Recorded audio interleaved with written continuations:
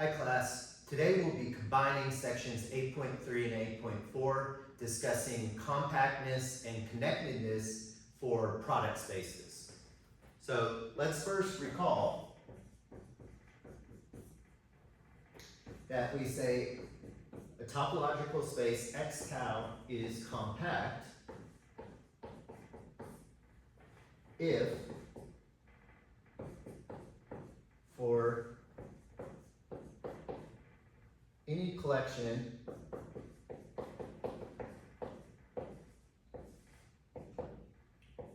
OI, where I is in some indexing set,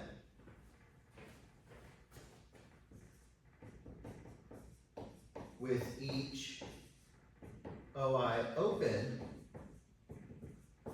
in X, and X being the union of these OIs,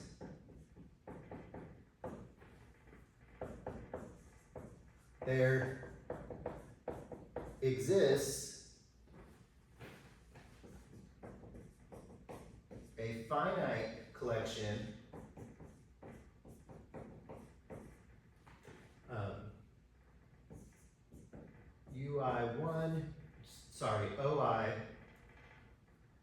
OI1, OI2 through OIN with X equals the union of OIK, where K goes from 1 to N here, right? And remember, this collection of open sets is called a cover of X. And if we can find a finite collection that still covers X, we call this a subcover here. Okay, so theorem 8.3.1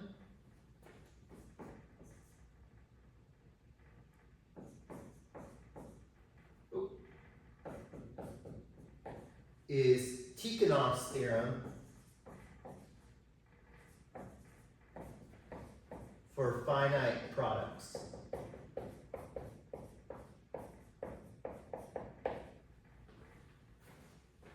Here, and it states the following: if xi tau I are compact for I equals 1 through n, so we have a finite collection of topological spaces, then the product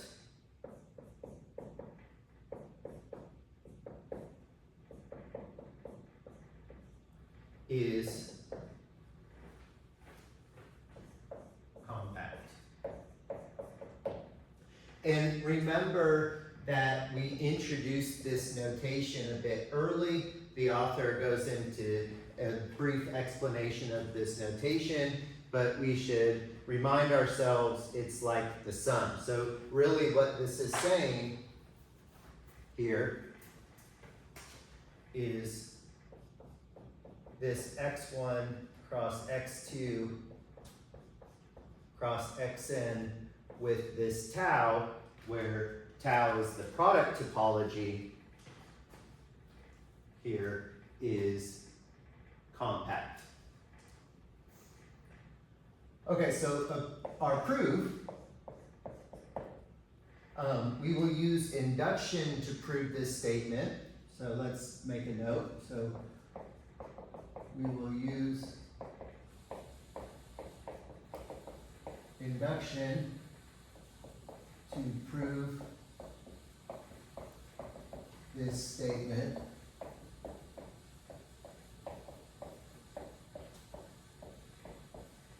For n greater than or equal to 2.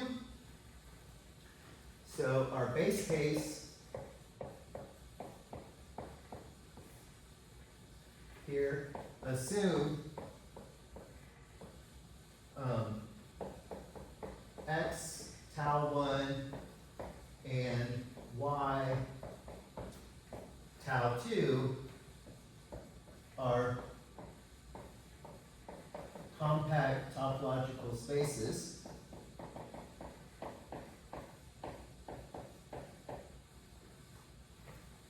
And what we're going to do is we're going to pick a collection UI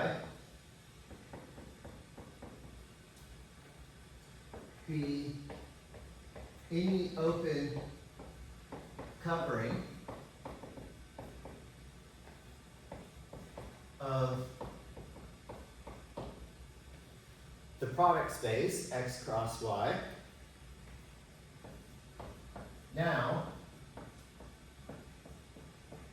for every x in X and y in Y,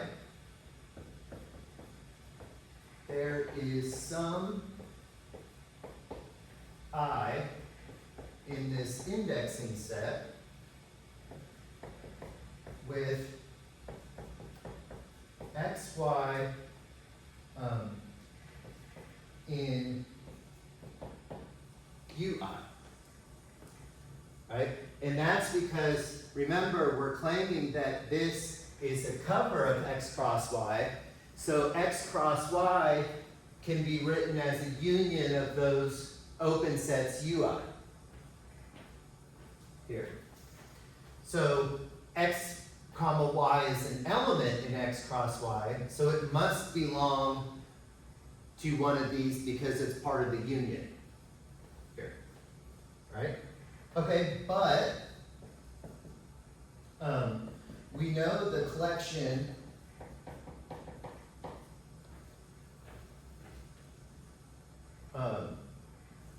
B cross W such that B is contained in X and W is contained in Y are open,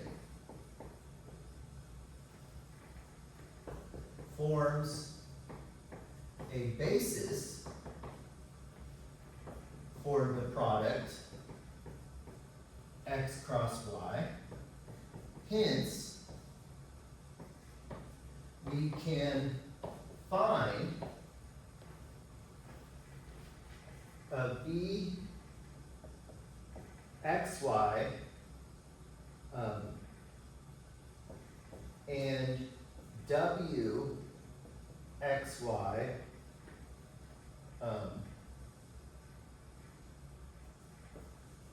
where each is open and xy is an element of B of xy cross W of xy, which is contained in UI. Here. Right? Okay, so we're utilizing the basis here to narrow down what our open sets look like, right? These are open, but now we can focus on an open set being a product, and each element of our product can be put inside of one of these sets, one of the sets that look like this. Here. Now, I'm using slightly different notation than the book. Whether that's good or bad, I don't know. The notation in this proof gets a little messy, so just try to follow along. If you have any questions, please reach out here. Right, and again, we can find this because each UI is open, right? So any open set, we can put a basis element containing that point inside of it. Okay, so hence, the collection of V of xy cross W of xy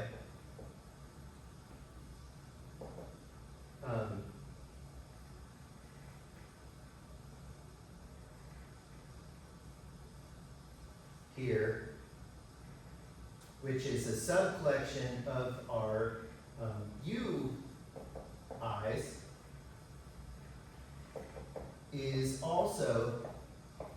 in open cover.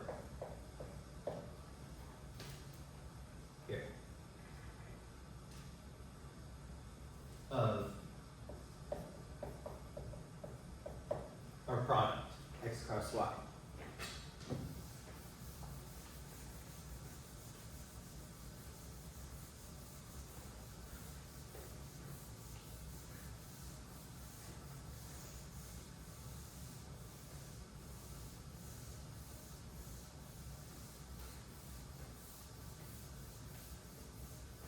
Okay, so what we're doing here is if we take a generic cover, open covering, we're narrowing down what it looks like. And we're narrowing down what it looks like because we want to build a finite subcover out of this. Here, okay? Okay, so let's see, where are we now? So now, fix some x naught in x, then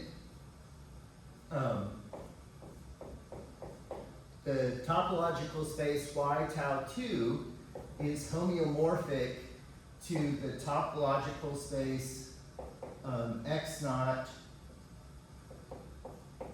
cross y with the subspace topology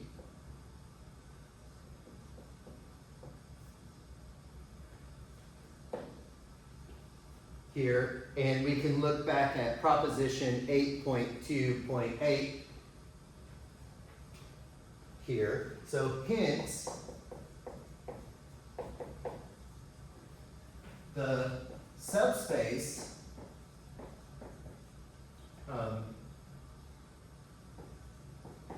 x dot cross y is compact. Right? Because if I have homeomorphic spaces, then they have to have the same properties here. So this is compact, so therefore this is compact.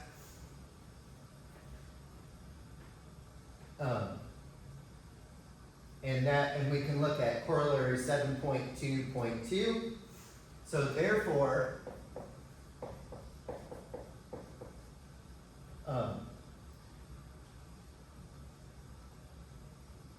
this collection, V x naught y cross W x naught y has a finite subcover, right? So each of these, for all the x's in x and all the y's in y's, we take all the ordered pairs, each of these fits inside our open cover, but if we fix that first coordinate and we take all y's and y's and we look at this subcollection has a finite subcover here of this space, the subspace,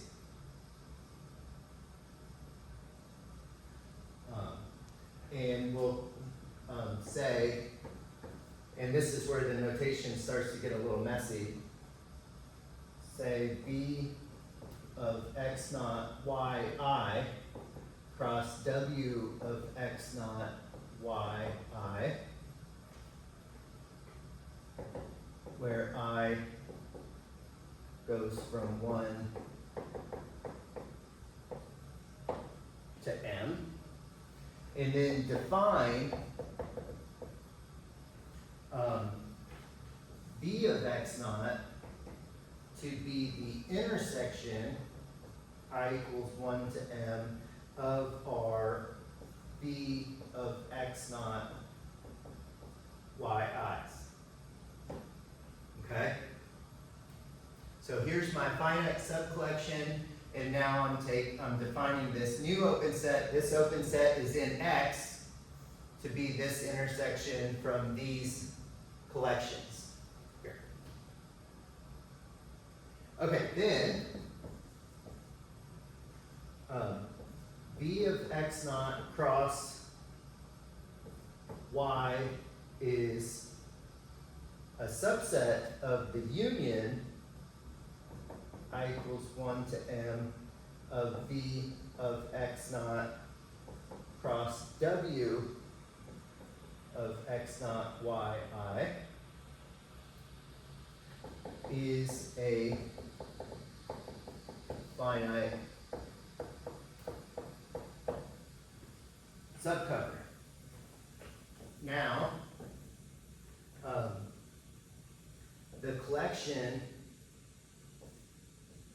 v of x, here where x is in x, now what we can do, since we fixed an x naught, we can do this process for each x in x and define each of these v of x's to be the intersection. So now I have this collection v of x's, which is the intersection of a finite set here. For each x in x is an open cover of x. But what do we know? Since x is compact,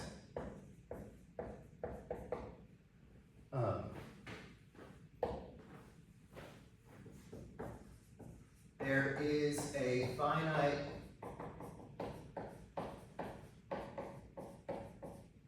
subcover.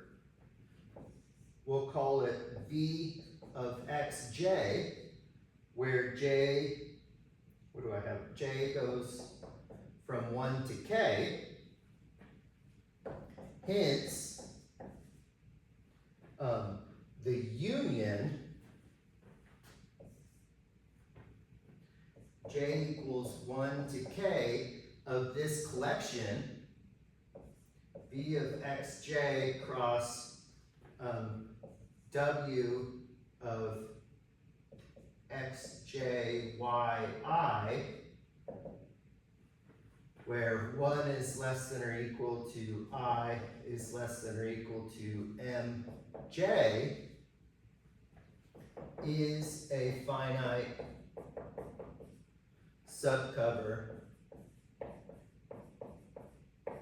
of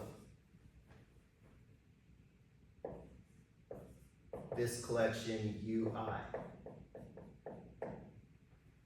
And this is what we started with here, right? So hence showing for n equals 2, given two topological spaces, the product space x cross y is compact here. And hopefully my indices are correct here. Please pause this video, take a look at the construction. I know the notation gets messy.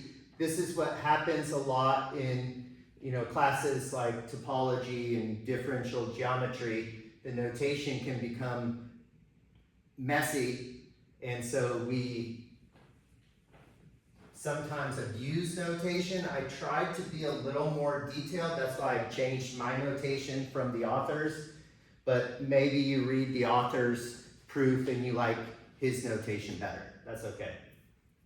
Okay, and then please read the book, finish the inductive step here of this proof for Theorem 8.3.1.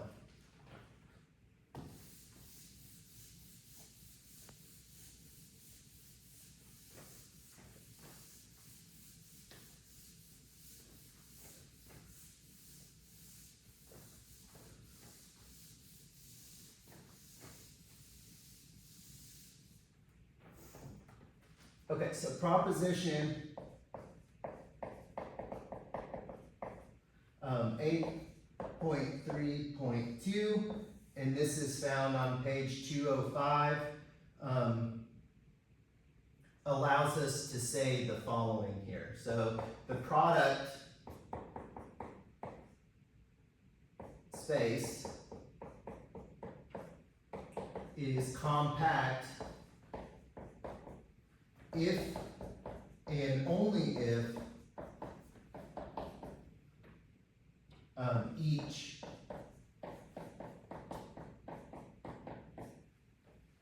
factor of the product is compact.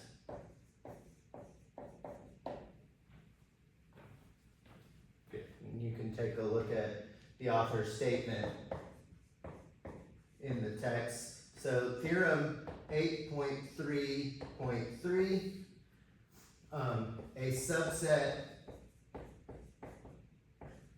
of Rn is compact if and only if it is closed and bounded. Here, very nice theorem here.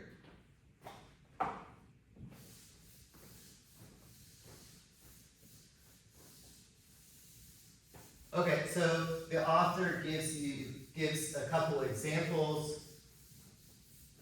of subsets that are clearly closed and bounded, and so therefore compact, and gives a couple of visuals of those spaces in Rn here. Okay, so the book doesn't have this, but I'm going to call it a theorem here and not give it we'll put an asterisk by it. If each xi tau I is a Hausdorff space, then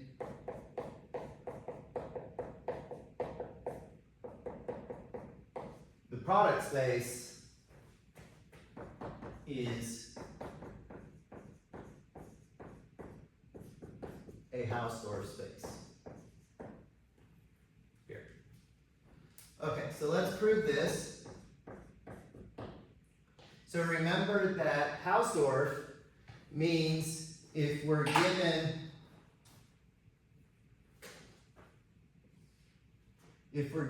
two distinct points, then we can create two open sets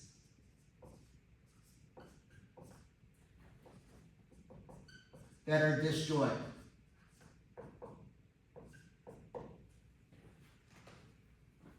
Here.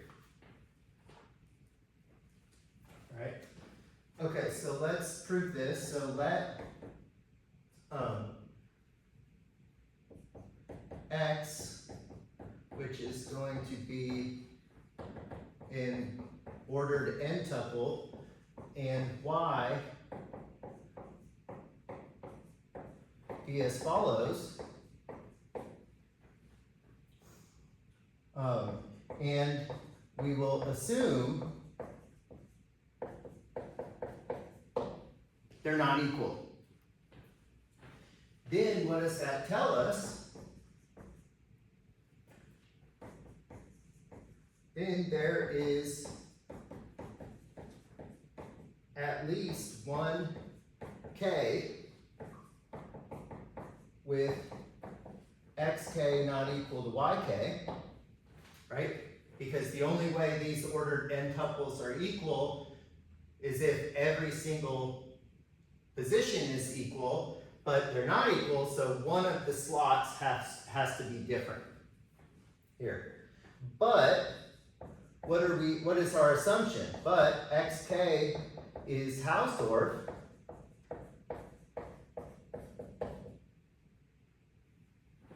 so we can find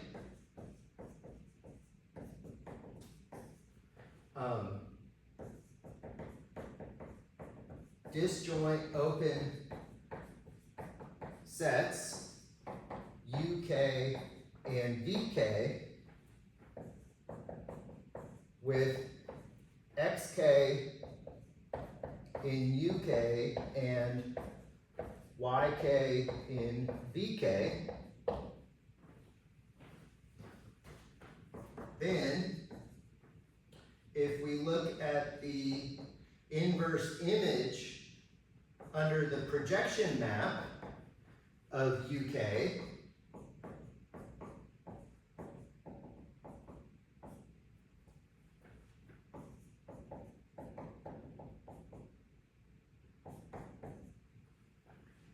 and the inverse image under the projection map of VK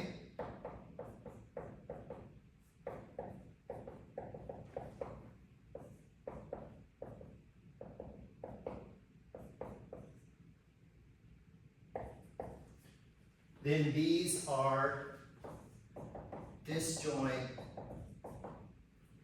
open sets in the product space, showing that the product space is Hausdorff.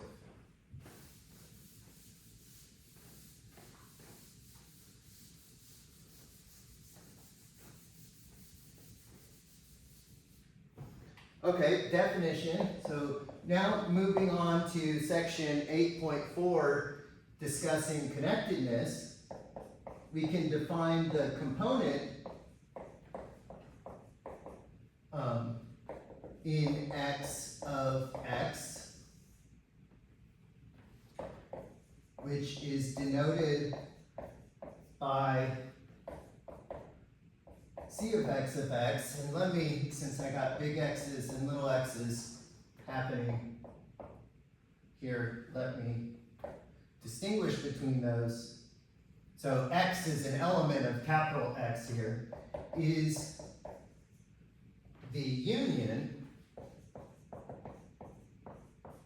of all connected subsets of X which contain the element X. So, okay, so a note here, if X is an element of Ci and Ci as a subset of X is connected, then the component of X at the point X is the union of these Ci's, where I is in some indexing set. Here. Okay, and let's look at this proposition.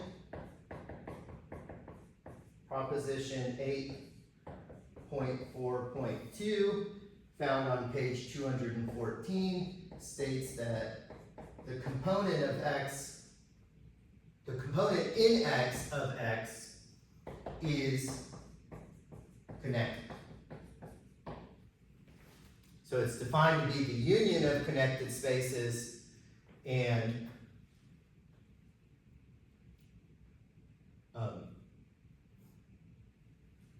so therefore it's the union, it's the union of connected spaces that have a point in common, so therefore it's connected there. And then lemma 8.4.4, if there is a connected set C containing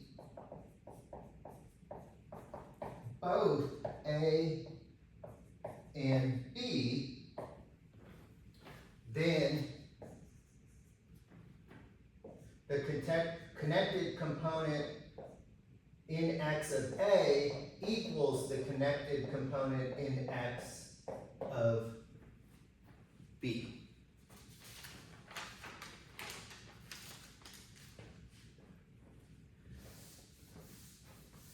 Okay, and we will end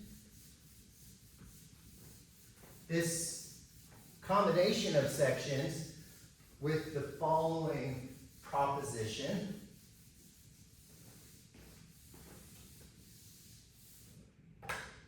here, proposition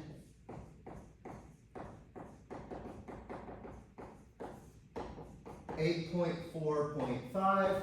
This is found on page 215, and it states that the product space is connected if and only if each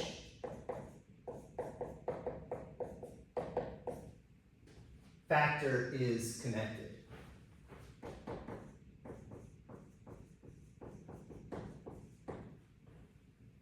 Here. Okay, so proof. Once again, this is a proof by induction. We'll prove it this way. So we'll say that each factor of the product is connected, and then we want to prove that the product is connected. And of course, it's induction on n greater than or equal to 2. So our base case will cover n equals 2. So we have some topological space x and y that are connected here. So this is how we will start the proof. So let x tau and y tau 1 be connected. Now fix a point. We'll call it A comma B. Then for every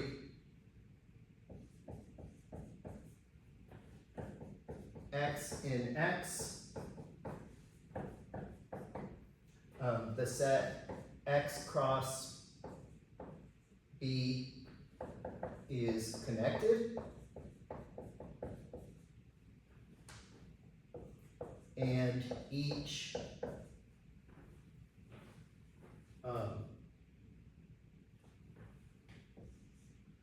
x cross y is connected. Here. Notice that we're fixing B. This is homeomorphic to x. X is connected, so therefore this is connected. For each x, this x changes, but for each x, this is homeomorphic to y. Y is connected, so each of these is connected. Here. Now, define this u sub x to be this union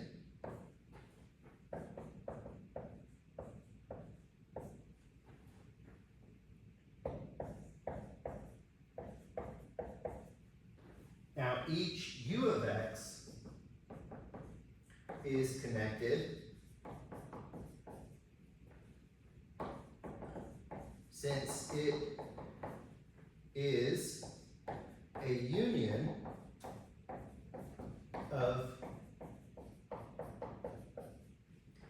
connected sets with a point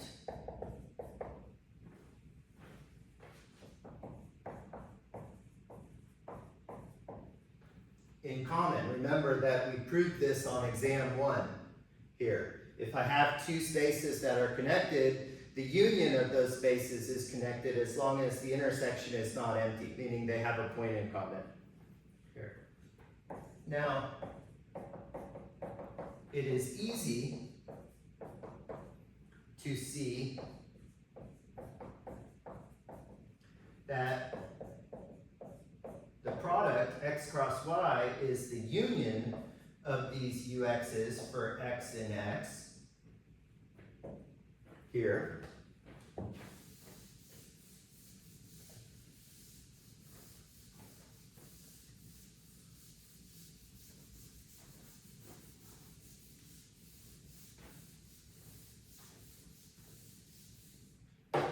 And furthermore,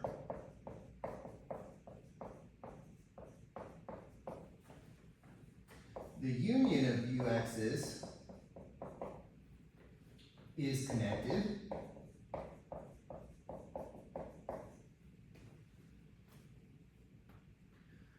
since, once again, it's a union of connected spaces that have a point in common, namely this fixed point AB. Here. Therefore, since this is equals this and this is connected, this must be connected. Okay, so finish the proof by induction, and you can look at the reverse implication here with proposition 8.4.5.